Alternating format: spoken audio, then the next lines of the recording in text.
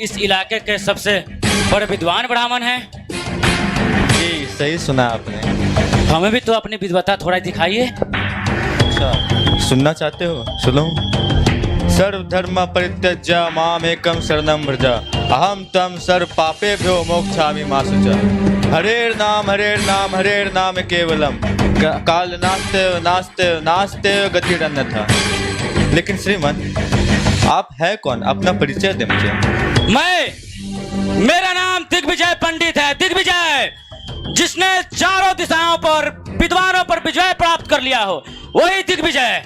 क्या आप ही दिग्विजय पंडित हैं? हाँ वही दिग्विजय। नहीं, मैं तो आपके सामने विद्वान नहीं हूँ। मैं तो ब्राह्मण भी नहीं हूँ। मैं तो शूद्र भी नहीं हूँ आपके सामने।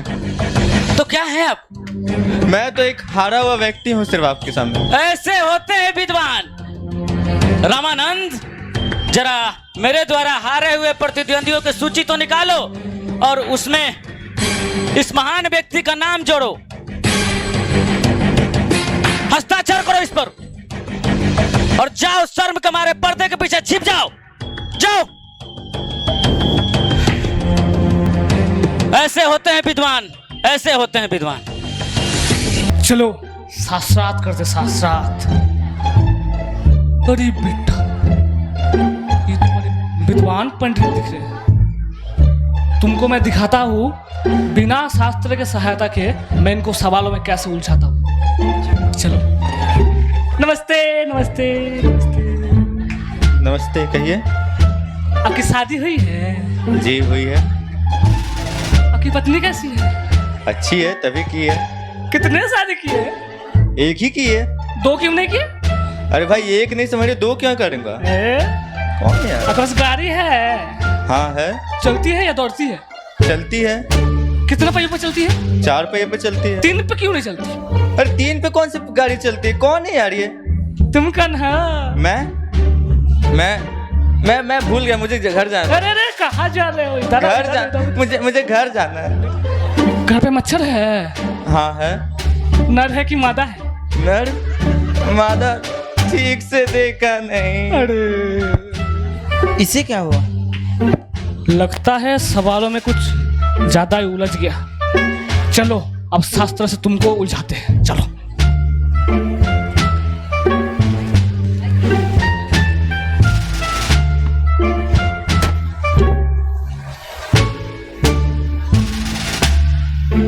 रामानंद, यहाँ तो पंडितों की मंडली लगी हुई है। कुछ तो शास्त्रार्थ करते करते बेहोश हो चुके हैं। देख रहे हो, हम भी बेहोश होना चाहते हैं इसमें। सुना है कि ये सवाली जुंगली लोगों को बिना शास्त्र के ही अपनी बुद्धि से हरा देते हैं। जरा हम भी अपना बुद्धि दिखाएं। महाशय। जी महाशय। हमने सुना है कि आप लोगों को बिना शास्त्र के ही हरा देते हैं। जरा हमें भी तो आजमाइए। चलिए आपका कोई कुछ सवाल पूछ लेते हैं। नहीं, सवाल मैं पूछूंगा। अच्छा, कितने सवाल पूछेंगे? बस एक। हाँ, राम के चाचा का नाम श्याम था, तो राम कौन था? श्याम। एक गाड़ी के पीछे लिखा हुआ था, बुरी नजर वाले तेरा मुंह काला। तो वो गाड़ी आपके मुंह के ऊपर चढ़ जाता है, आपका मुंह का रंग कैसा होगा? पर मेरे मुंह पे क्यों चढ़ेगी? एक कुत्ते ने 4 केजी मिठाई खा ली और कुत्ते का वजन 4 केजी ही रहा था। मिठाई से कुत्तर किधर गया? मिठाई में कुत्ते के साथ गया? इतनी सी हल्दी आपके मुंह पर मल दी, जवाब दे जल्दी। हमारे रामानंद ने 2 माला किया और इसका मन शांत हो गया, कैसे हुआ? अरे बाप रे, 16 माला किए बिना कैसे शांत हो गया? अरे इन्हें क्या हुआ? कुछ नहीं हुआ। हमने कुछ सवाल पूछे और ये खुद के नजरों से गिर गए। चलिए, आप तो नहीं गिरे हैं। चलिए शास्त्रार्थ करते हैं। नहीं, हमको शास्त्रार्थ नहीं करना है। मैं हार मानता हूँ। ये देखिए विद्वान, 2 तो बेहोश हो गए, ये खुद हार मार लिए। रामानंद, जरा मेरे द्वारा हारे हुए प्रतिद्वंदियों की सूची निकालो और इस शर्म से झुके हुए सर को उठाओ और इसका हाथ को पकड़ो और इसमें इसका हस्ताक्षर करवाओ। ऐसे होते हैं विद्वान। देख रहे हैं आप लोग, ऐसे होते हैं जो अपने आप को बहुत बड़े शास्त्रार्थी समझते हैं। रामानंद, जरा वो मेरी सूची तो निकालो, कितने लोगों का नाम हो गया है? ये बहुत बड़ी हो गई है और इसे और बड़ा करना है। लो, और चलो, इसको रखो, अच्छे से रखना।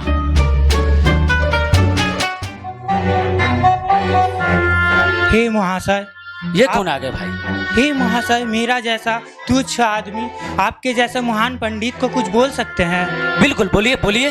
हे महाशय, आप तो देश विदेश प्रांत प्रांत घूम के इतना सारे पंडित को हराते रहते हैं। आप तो महान हैं, आपका पंडित्व का चर्चा हर एक आदमी के मुख में है। लेकिन प्रभु, अगर आप पूरे संसार में आपका पंडित्व प्रचार करना चाहते हैं तो प्रभु आप एक बार नवद्वीप जाइए। नवद्वीप जो पंडित्व का गढ़ है, जहाँ पूरा संसार का सबसे बड़ा पंडित रहते हैं, वहाँ जाके वहाँ का संसार का सबसे बड़ा पंडित को हराइए।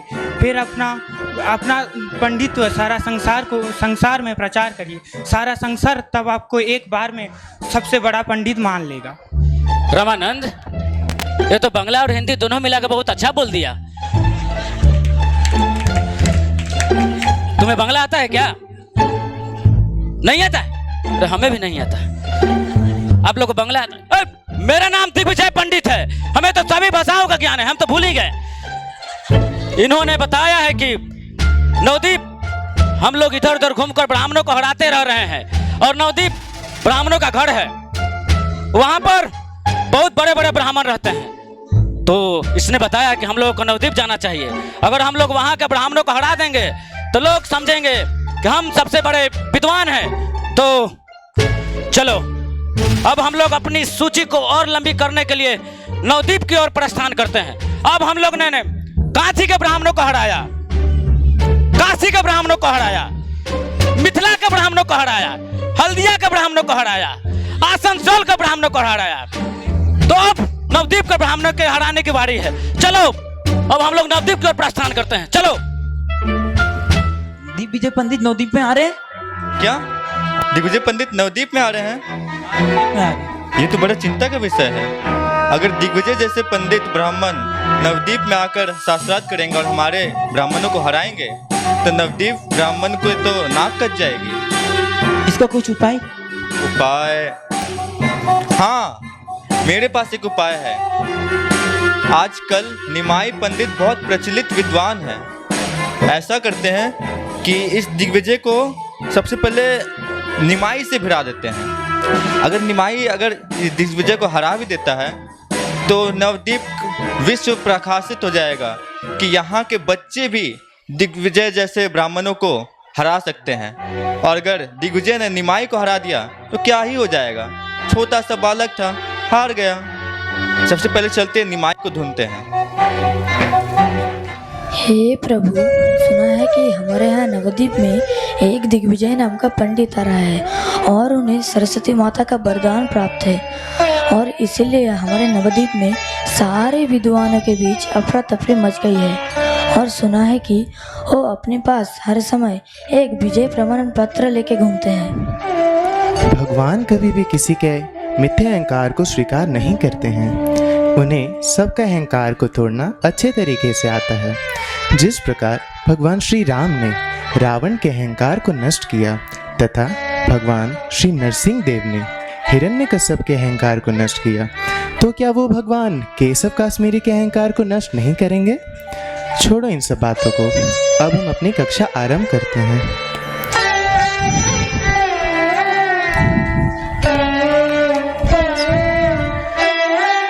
रामानंद, जरा देखो तो इस बालक को, इसके चेहरे की तेज ही इसकी बुद्धिमत्ता को दर्शा रही है। इसका नाम क्या है?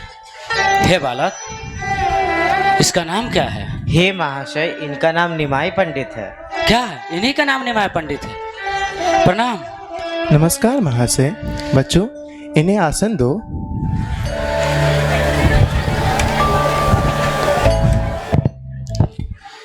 हे महाशय, आसन ग्रहण करें। ये क्या? मैं इस ब्रह्मांड का सबसे बड़ा शास्त्री और तुम मुझे ऐसे आसन प्रदान कर रहे हो? कोई बात नहीं।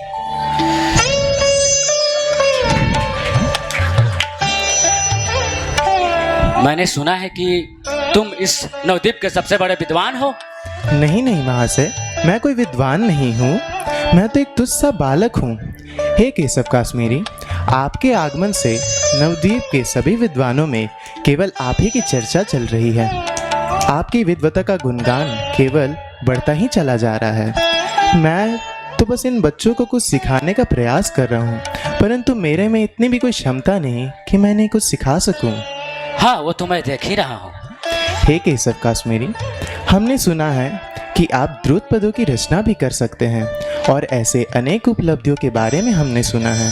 तो क्या आज गंगा माता के तट पर आप माता गंगा पे कुछ पदों की रचना कर हम नवद्वीप वासियों को इसका श्रवण का सौभाग्य प्रदान कर सकते हैं?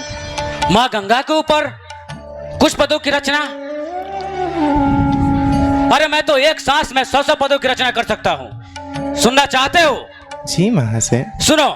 देवी सुरेश्वरी भगवती गंगे त्रिभुवनतारिणी तरल तरंगे शंकर मौली विहारिणी विमले मम्मतिरास्तम तव पद कमले भागीरथी सुख दयानी माता तव जल महिमा निगमे ख्याता ना हम जाने तव महिमा नाम भाई कृपया मम जनानम हरिपद पादे तरंगनि गंगे हिम बिंदु मुक्त धवल तरंगे दुरीकुरि मम दुष्कृति भारम गुरु कृपाया भव सागर पारम तव जल ममलम येन निवित्तम परम पदम खलु तेनु गिरित्तम मातर गंगे द्वैजो भक्ता किलतम द्रष्टु यो नमसक्ता पति दुधारणी जानवी गंगे खंडित गिरिवर मंडित भंगे भीष्म जननी है मुनिवर कन्ये पतित निवारणी त्रिभुवन धन्ये महत्वम गंगे सत्यम इदम अभति नित्रम यद ऐसा श्री विष्णुश्चरण कमल उत्पत्ति सुभागा द्वित श्री लक्ष्मी इव श्री अच्चरणा भवानी भर्तुर्य शीर्षि विभवती अद्भुत गुणा कल्पलतामिव फलदाम लोके परिणामति यस्त्वाम ना पतति शोके बारवर विहारणी गंगे विमुख वनिता कृत तरला पंगे तव चेन माता स्रोत सनातः पुनरपि जत्रे सोपि न जातः नरक निवारणी जानवी गंगे कलुष विनाशनी महिमो तुंगे सदंगे पुण्य तरंगे जय जय जानवी करुणा पंगे इंद्र मुकुटमणि रजित चरणे सुखदे सुभते भृत्य शरण्ये रोगम शोकम तापम पापम हर में भगवती कुमति कलापम त्रिभुवन सारे वसुधारे तवमसि गतिर्मम खलु संसारे अलकानंदे परमानंदे कुरु करुणामयि कातर वंदे तव तत् निकटे यस्य निवासः खलु वैकुंठे तस्य निवासः। अद्भुत अद्भुत महाशय, आपने जो इन 100 पदों की रचना की, इसका अर्थ तो केवल आप या तो स्वयं माता सरस्वती ही समझ सकती है। हे प्रभु, अगर आपकी अनुमति हो तो क्या आप किसी एक पद का तात्पर्य मुझे समझा सकते हैं? तुम्हारे इन शब्दों से मेरा हृदय प्रसन्न हो गया। तो बताओ, तुम कौन सा पद का अर्थ जानना चाहते हो? महाशय, आपने जो इन 100 पदों की रचना की, उसमें से जो 61वें पद में आपने बताया, जो कि कुछ इस प्रकार से था, महत्वम गंगाया सततम इदम अभाति नितरम यद ऐसा श्री विष्णुश्चरण कमलोत्पत्ति सुभागा द्वितीय श्री लक्ष्मीर एवा सुर नरेर अर्च चरणम भवानी भर्तुर या शिरसी विभावती अद्भुत गुणा। अद्भुत अद्भुत। मैं हवा की रफ्तार से इन पदों की रचना करता चला गया।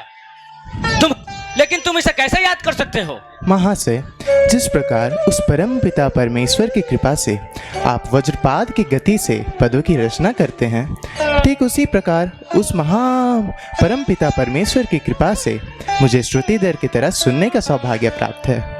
अच्छा, तो तुम मुझसे पूछ रहे थे कि वो 61वें पद में मैंने क्या बोला है? जी महाशय।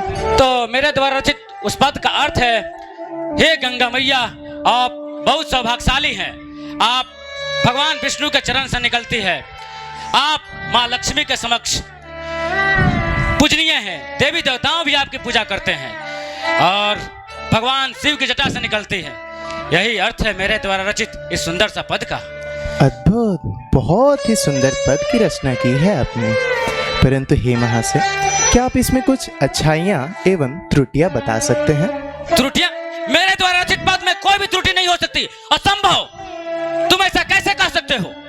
महाशय, आपने जो इस पंक्ति में, प्रथम पंक्ति में जो आपने इदम शब्द का प्रयोग किया, वो किसी कर्ता को सूचित नहीं करता है, तथा अंतिम पंक्ति में आपने भवानी भर्तुर शब्द का प्रयोग किया। भव अर्थात शिव, भवानी अर्थात शिव की पत्नी स्वयं माता पार्वती और उसके पति। व्याकरण की दृष्टि से भवानी के पति, तात्पर्य इसका ये होता है कि माता भवानी का शिव के अलावा भी कोई पति है, परंतु ये तो माता पार्वती के पतिव्रता धर्म पर सर्वथा अपराध है। मैं ऐसे अनेकों त्रुटियां और भी निकाल सकता हूँ। असंभव। ये कैसे हो सकता है? ये क्या हो गया? मेरे द्वारा रचित पद में त्रुटियां, हमें तो माँ सरस्वती का आशीर्वाद प्राप्त है। हमें किसी भी अतिथि का इस तरह अपमान नहीं करना चाहिए। अतिथि देवो भव, आए हुए अतिथि देवताओं के समान है, हमें उनका सम्मान करना चाहिए। हे केशव काश्मीरी, आप इतने लंबे समय तक पदों की रचना करते करते थक चुके होंगे। हम आगे की चर्चा कल करते हैं। बच्चों, आज की कक्षा हम यहीं समाप्त करते हैं।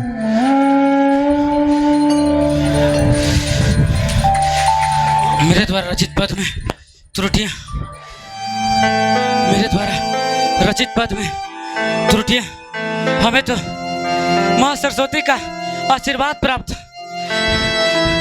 हे माँ सरस्वती, आज मेरा हृदय में दुख ही दुख भरा। आपने मेरे साथ ऐसा क्यों किया? आज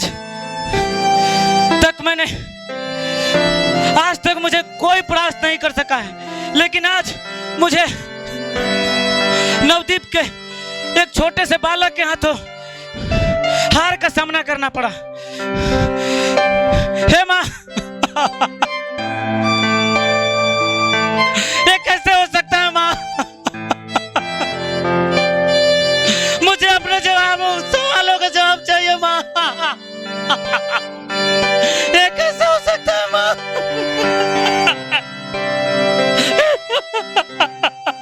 सरस्वती नमस्तुभ्यम वरदे काम रूपिणी, सरस्वती नमस्तुभ्यम वरदे काम रूपिणी, विद्यारंभम करिष्यामि सिद्धिर्भवति मे सदा, विद्यारंभम करिष्यामि। हे पुत्र केशव काश्मीरी, मैंने आज तक जो तुझे ज्ञान दिया वह मेरी सकपट कृपा थी। वह केवल भौतिक ज्ञान था और मैंने तुझे आज तक अंधकार में रखा। मैंने तुझे वास्तव ज्ञान नहीं दिया पुत्र। मैं तुझे हर एक स्थान पर जिताती चली गई और तुम्हारे अहंकार को बढ़ाती चली गई। लेकिन आज तुम मेरे स्वामी नारायण के सामने चले गए। नारायण के सामने तो शर्म के मारे मैं कुछ बोल नहीं पाई। हालांकि जो भी पद मेरी सहायता से तुमने गंगा के बारे में बोला उसमें कोई भी शक्ति नहीं थी। इस कारण तुम्हें परास्त होना पड़ा। लेकिन तुम घबराओ नहीं, वास्तव में तुम नारायण के हाथों परास्त हुए हो और आज मैं तुम पर निष्कपट कृपा करना चाहती हूँ। मेरी बातें ध्यान से सुनो। यह कोई साधारण नारायण के अवतार नहीं है। यह स्वयं श्री चैतन्य महाप्रभु, जो कलयुग में जीवों को धरती की सबसे सर्वोत्तम रस कृष्ण प्रेम का आस्वादन कराने आए हैं। और आज मैं तुझे ज्ञान देना चाहती हूँ कि तुम अभी के अभी भगवान चैतन्य महाप्रभु के चरणों की शरण लो। अपने आप को पूरी तरह से समर्पित कर दो। ध्यान रहे, मेरी बातों को कोई स्वप्न या मति भ्रम मत समझना।